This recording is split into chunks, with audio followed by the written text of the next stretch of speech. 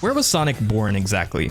He's depicted as a character that goes wherever the wind takes him, and many might think that after all the recent games, movies, and animations like Sonic Prime, that Sonic may have been born in Green Hill Zone, or maybe he was born somewhere else on South Island, where the very first game takes place. But according to Sega themselves back in the early 90s, Sonic's official birthplace was a real location on Earth called Christmas Island. In the Sonic universe, not much is known about this place, and honestly, I don't think it's part of the current Sonic canon, unless Sega decides to revisit it in a future game. Now, if you've heard this piece of Sonic lore, you might have looked it up and found an Australian island in the Indian Ocean, famous for its huge national park and red crabs. Hey, this is our spot! Come on, get out of here! But there are, in fact, two places called Christmas Island, and all evidence points to Sonic's true intended birthplace being the other one, the one with a much more explosive history. So in this episode of Lore Lord, let's dive into where this bit of Sonic lore actually comes from, and go on a discovery tour of Sonic's homeland,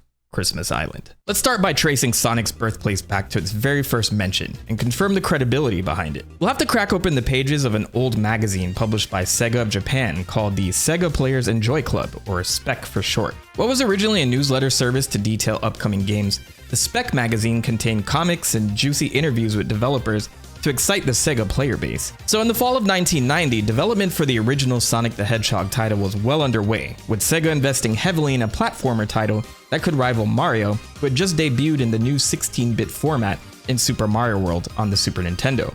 So interestingly enough, in Volume 7 of Sega Players Enjoy Club, published in November of 1990, Sonic would receive a feature many months before the release of his first title, introducing dedicated Sega audiences to the character. It was titled, His Name is Sonic. But this wasn't just a developer interview about Sonic. This was an interview with Sonic. And it starts by introducing him with the very original backstory developed by Sega of Japan, about an Air Force pilot who flew alongside Chuck Yeager in 1947 in an attempt to break the sound barrier, and disappeared during the process. That pilot wore a Sonic emblem on his back, and his story would go on to inspire his wife to create fairy tales about a hedgehog that runs at supersonic speeds. This is the same Sonic backstory they tried to create a movie about in the 90s before getting shut down by Hollywood producers. More on that story here. But this introduction leads into the interview with Sonic, and I'm roughly translating this text, so if there's any nuance I'm missing in this, feel free to include it in the comments below. But the interviewer first asks where Sonic is born, to which he responds, quote, Christmas Island. It's a mysterious world completely different from yours. I lived there with my friends, which honestly could serve as some of the earliest Sonic lore in existence. Sonic's life before the very first game. The interviewer does follow up by asking Sonic his occupation, to which he responds, I'm an adventurer. I'm in the middle of a new adventure right now.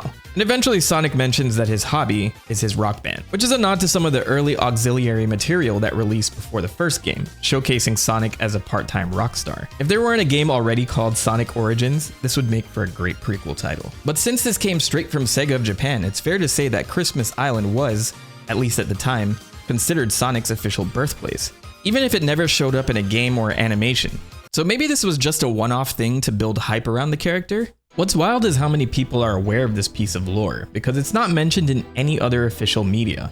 The only other possible source I've seen cited is the Sonic the Hedgehog Super Interactive Annual 2014, which I haven't been able to get a digital copy of, so I might have to track down the actual book to confirm it. Otherwise, internal Sonic notes called the Sonic Technical Files are often cited on sites like Sonic Retro and Sonic Wiki, with these files covering different versions of the Lost Pilot origin story, which is confirmed and referenced a couple times in Sonic history books. But then there's this alleged character profile, stating that Sonic is from Christmas Island, and he left at some point to travel the world instead. There's no existing source that these were ever a part of Sega's internal docs. The only person I've seen question this was user Definitive Dubs on Sonic Retro, asking for a source for these character bios back in 2022, to which user SPeeps found an answer.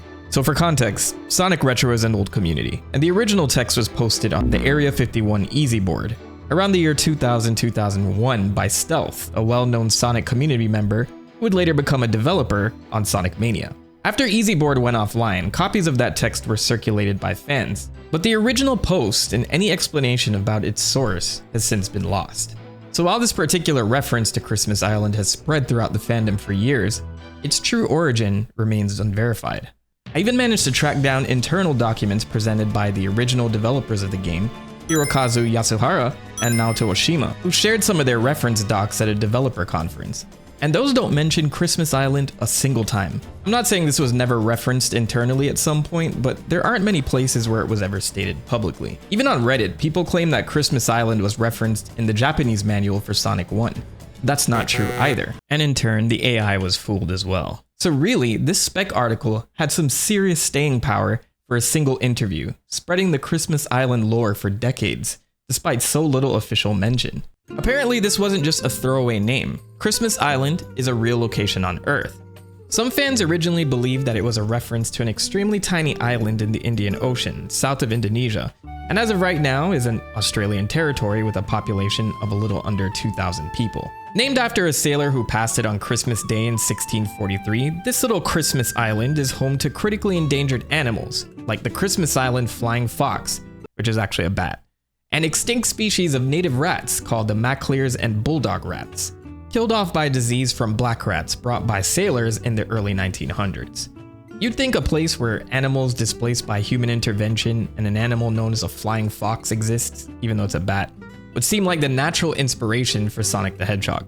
However, based on later interviews, we know now that this is not the Christmas Island Sega of Japan had in mind. In fact, Sonic co-creator Yuji Naka was asked about this by Russian gaming magazine Struna Igr back in 2011.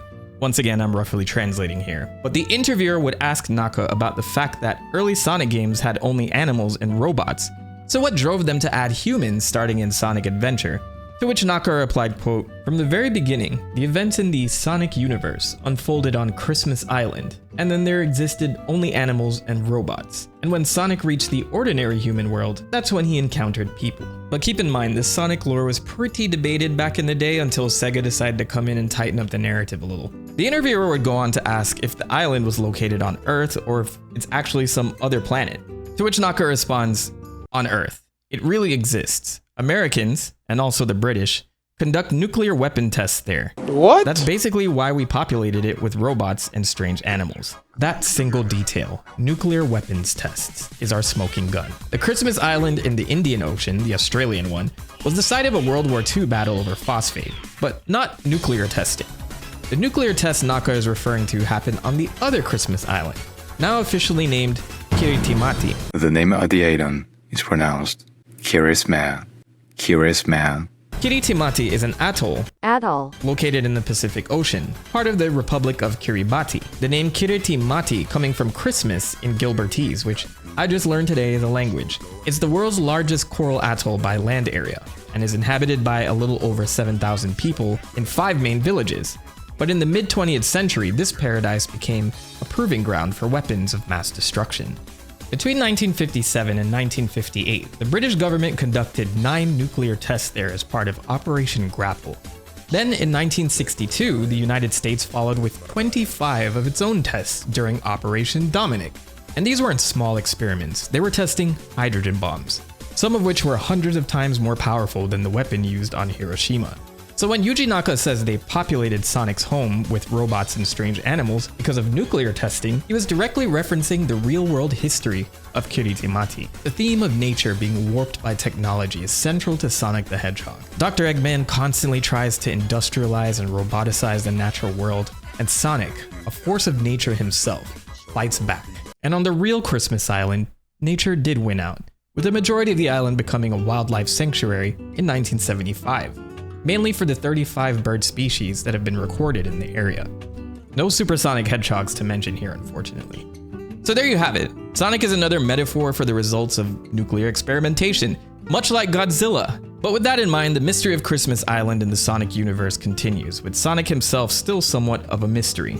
With characters introduced like Shadow who have fully fleshed out backstories, it's clear Sonic Team want to leave Sonic's origins somewhat shrouded in the mist. But maybe someday we'll find out what happened many years ago on Christmas Island. And though Yuji Naka is long gone from Sega, and probably serving prison time right now for insider trading, I'll leave you with a quote from him from that same interview. In movies, that's often what happens. They add backstories showing, for example, that the hero had a tough childhood. I think you don't need to do that. If you reveal all the secrets, the character becomes uninteresting. It's better if there's always some mystery.